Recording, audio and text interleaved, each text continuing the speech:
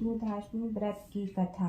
विदेह राजाओं की नगरी मिथिला में निमि नामक एक राजा थे। वे शत्रुओं द्वारा लड़ाई के मैदान में मार डाले गए। उनकी स्त्री का नाम उर्मिला था।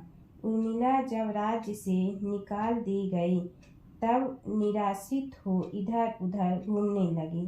तब अपने बालक और कन्या को लेकर वह अवंती देश चली गई और वहाँ एक ब्राह्मण के घर में कार्य कर अपना निर्वाह करने लगी। वह विपत्ति से पीड़ित थी। गेहूँ पीसते समय वह थोड़े से गेहूँ चुरा कर रख लेती और उसे सुधा से पीड़ित अपने बच्चों का पालन करती। कुछ समय बाद उर्मिला का निधन हो गया। उर्मिला का पुत्र बड़ा हो गया। वह अवंती से मिथिला आया और पिता के राज्य को पुनः प्राप्त कर शासन करने लगा। उसकी बहन श्यामला विवाह योग्य हो गई थी। वह अत्यंत रूपवती थी। अवंती देश के राजा धर्मराज ने उसके उत्तम रूप की चर्चा सुनकर उसे अपनी रानी बना लिया।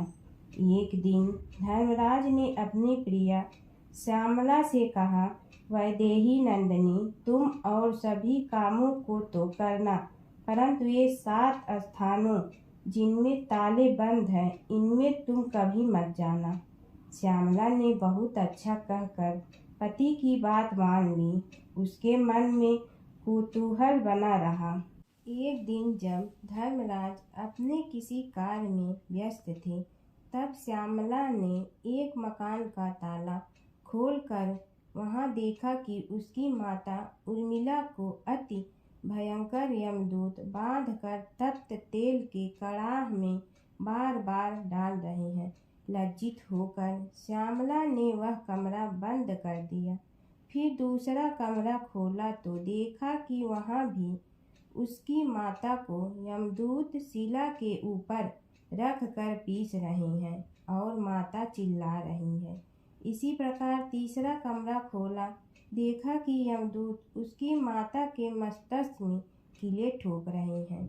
इसी तरह चौथे में अति भयंकर श्रवाण उसका भक्षण कर रहे हैं।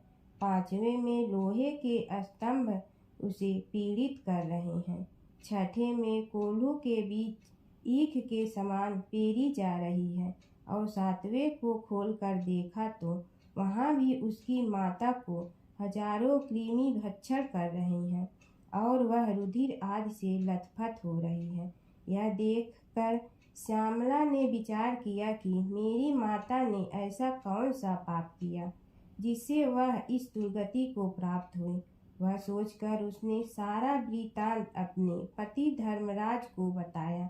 धर्मराज बोले, प्रिय, मैंने इसलिए कहा था कि ये 7 ताले कभी न खोलना, नहीं तो तुम्हें वहाँ पश्चाताप होगा। तुम्हारी माता ने संतान के स्नेह से ब्राह्मण के खेत से गेहूँ चुराए थे। क्या तुम इस बात को नहीं जानती जो तुम इस बात को मुझसे पूछ रही हो? यह सब उसी कर्म का फल है।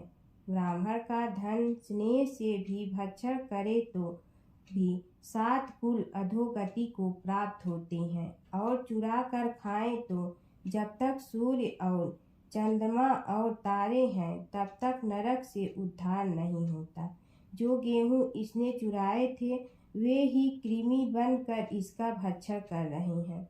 श्यामला ने कहा, महाराज, मेरी माता ने जो कुछ भी पहले किया वह सब मैं जानती हूँ।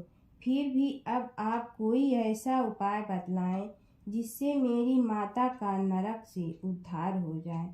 इस पर धर्मराज ने कुछ समय विचार किया और कहने लगा, प्रिय, आज से 7 जन्म पूर्व ब्रह्माणी थी। उस समय तुमने अपनी सखियों के साथ जो बुधाष्टमी का व्रत किया था, यदि उसका फल तुम संकल्प पूर्वक अपनी माता को दे दो तो इस संकट से उसको मुक्ति हो जाएगी। यह सुनते ही श्यामला ने स्नान कर अपने व्रत का पुण्य फल संकल्प पूर्वक माता के लिए दान कर दिया।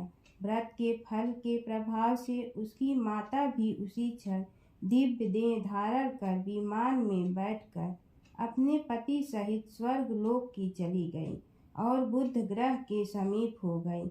यह व्रत अपनी संतान को अपनी माता के लिए रखना चाहिए। इस व्रत को रखने से धन धान पुत्र पौत्र दीर्घ आयु और ऐश्वर्य मिलता है। बुध अष्टमी पर कई स्थानों पर भगवान शिव और पार्वती की पूजा की जाती है। भगवान विष्णु और भगवान गणेश की भी पूजा की जाती है। इस दिन घर को अच्छे से साफ सफाई करके इष्ट देव की पूजा करनी चाहिए। शास्त्रों के अनुसार बुध अष्टमी के दिन भगवान की पूजा करने से जीवन में सकारात्मकता और शुभता आती है। माना जाता है कि बुध अष्टमी का संबंध वैवस्वत मनु की कथा से भी है। इसके अनुसार मनु के 10 पुत्र और एक पुत्री इला थी। इला बाद में पुरुष बन गई। कहानी के अनुसार मनु ने पुत्र की इच्छा से मित्रा वरुण नामक यज्ञ किया। हालांकि यज्ञ के परिणाम स्वरूप उन्हें एक पुत्री का आशीर्वाद प्राप्त हुआ। उन्होंने बेटी का नाम इला रखा। मित्रा वरुण ने इला को अपने कुल की पुत्री और मनु इल का पुत्र होने का वरदान दिया। एक बार राजा इल शिकार का पीछा करते हुए एक ऐसे स्थान पर पहुंच गया जिसे भगवान शिव और पार्वती ने आशीर्वाद दिया था। आशीर्वाद के अनुसार जो भी इस स्थान पर पहुंचेगा वह एक सुंदर स्त्री बन जाएगी। इसलिए जैसे ही इल जंगल में प्रवेश करता है वह एक महिला इला में बदल जाता है। इला की सुंदरता का प्रभाव बुध पर पड़ता है और वह इला से शादी करने का फैसला करता है। वह इला से शादी करता है। इला और बुध के इस विवाह को बुधाष्टमी के रूप में मनाया जाता है। कालाष्टमी व्रत कथा। कालाष्टमी की एक पौराणिक कथा के अनुसार एक बार की बात है कि ब्रह्मा विष्णु और महेश इन तीनों में श्रेष्ठता की लड़ाई चली। इस बात पर बहस बढ़ गई तो सभी देवताओं को बुलाकर बैठक की गई। सबसे यही पूछा गया कि श्रेष्ठ कौन है। सभी ने अपने अपने विचार व्यक्त किए और उत्तर खोजा, लेकिन उस बात का समर्थन शिव जी और विष्णु ने तो किया, परंतु ब्रह्मा जी ने शिव जी को अपशब्द कह दिया। इस बात पर शिव जी को क्रोध आ गया और शिव जी ने अपना अपमान समझा। शिव जी ने उस क्रोध में अपने रूप से भैरव को जन्म दिया। इस भैरव अवतार का वाहन काला कुत्ता है। इनके एक हाथ में छड़ी है। इस अवतार को महाकालेश्वर के नाम से भी जाना जाता है, इसलिए ही इन्हें दंडाधिपति कहा गया है। शिव जी के इस रूप को देखकर सभी देवता घबरा गए। भैरव ने क्रोध में ब्रह्मा जी के 5 मुखों में से एक मुख को काट दिया। तब से ब्रह्मा जी के पास 4 मुख ही है। इस प्रकार ब्रह्मा जी के सिर को काटने के कारण भैरव जी पर ब्रह्मा हत्या का पाप आ गया।